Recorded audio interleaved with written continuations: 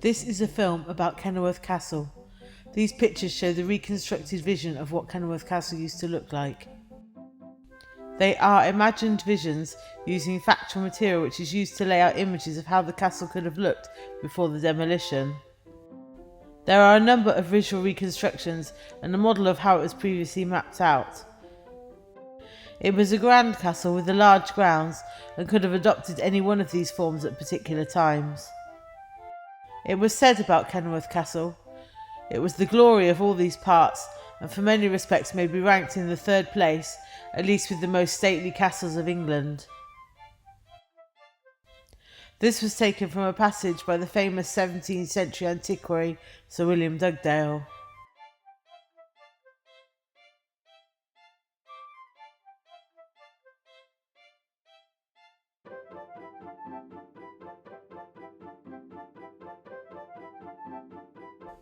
In the 1120s, Kenilworth Castle was built and was mostly a royal castle through time. It was made especially strong by being surrounded by water.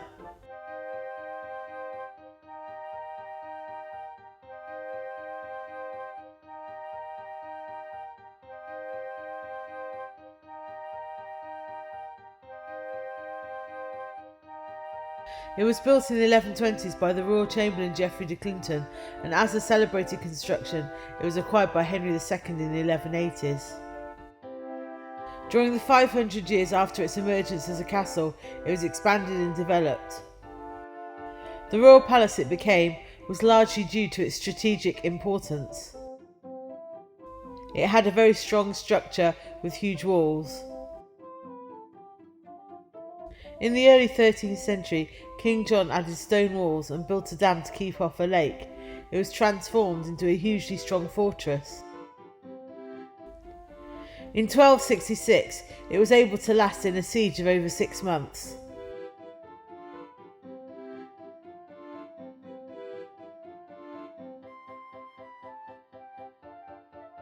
In 1253, Henry gave the castle to his sister Eleanor and her husband Simon de Montfort. The king granted the castle to his son Edmund Crouchback, who held a round table of knights in 1279. In 1390, the Great Hall was expanded and further construction to strengthen and expand continued. In 1399, the castle was returned to the crown. In the 15th century, the Lancastrian kings inhabited the castle. In 1563, Elizabeth I gave it to Robert Dudley, Earl of Leicester, who transformed it into a palace. Elizabeth was invited to festivities in 1575. "Live here, good queen, live here. You are amongst friends. Their comfort comes when you approach, and when you part it ends." This was a farewell to Elizabeth I at the end of her visit to Kenilworth Castle in 1575 by George Gascoigne. However, unfortunately the castle was destroyed after the Civil War. It is now a ruined castle. It is believed that the ruin occurred in the English Civil War. The castle was an important royalist stronghold during the English Civil War in the battle between the royalists and the parliamentarians.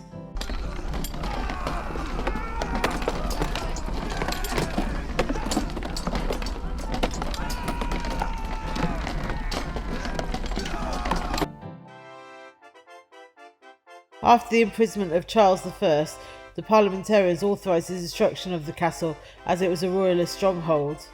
In 1648 there were royalist uprisings and the parliamentarians were determined to withdraw any power or status the castle represented.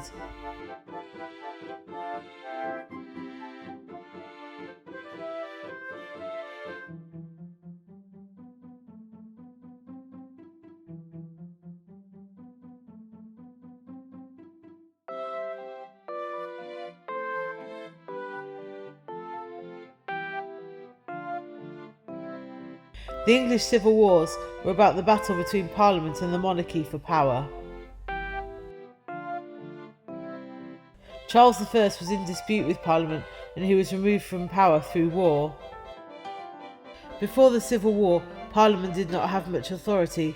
It was summoned as a discussion space by the monarch and only then.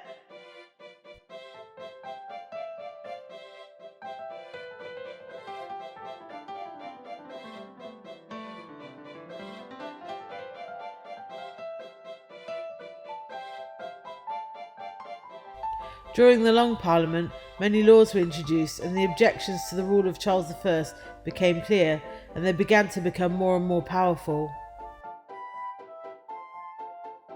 Parliament won the allegiance of the Royal Navy and cities, whereas Charles I won rural faculties. This was not helpful to Charles I, as he was exiled and removed from the throne. The reality was that the parliamentarians, constituted of the gentry and important upper classes, managed to restore a constitutional monarchy with the royal palaces accountable to Parliament, unlike today, where Queen Elizabeth II holds veto and the right to define the rule of law. After the Civil War, royalist strongholds were slighted, which meant they were destroyed as they were believed to be a threat to Parliament, as they could be used as castles for defence, attack and successful siege. Slighting is known as the meaningful and intentional demolishing of part or all of a fortification so that it no longer could be used as a fortress. Other castles as well as Kenilworth were slighted. During the Civil War, this slighting occurred to deny the opposing side their use of a fortress.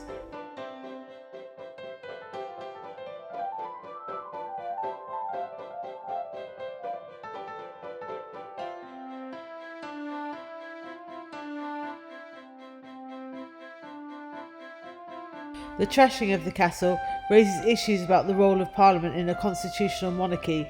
The original defeat of the Royalists in this context encouraged the monarchy to take power and assemble an effective rule of a constitutional monarchy with the shared legal authority and the sanctity of the rule of law.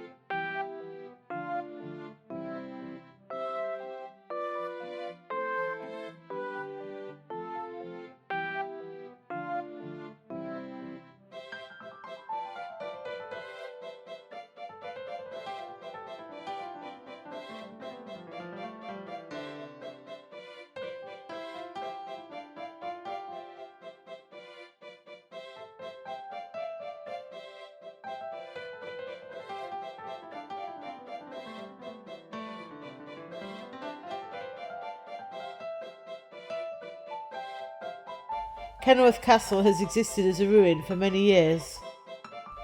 In 1958, the castle was given by Lord Kenilworth to the people of Kenilworth, and since 1984 it has been managed by English Heritage. This poem was written about Kenilworth Castle. Tell me, ye ivied towers, can ye repeat the tales of your revelry your lords have told? Do you remember every varied feat of chivalry and gallant knights of old, who in these tower courts so fiercely battled, whose armour glistened and whose truncheons rattled?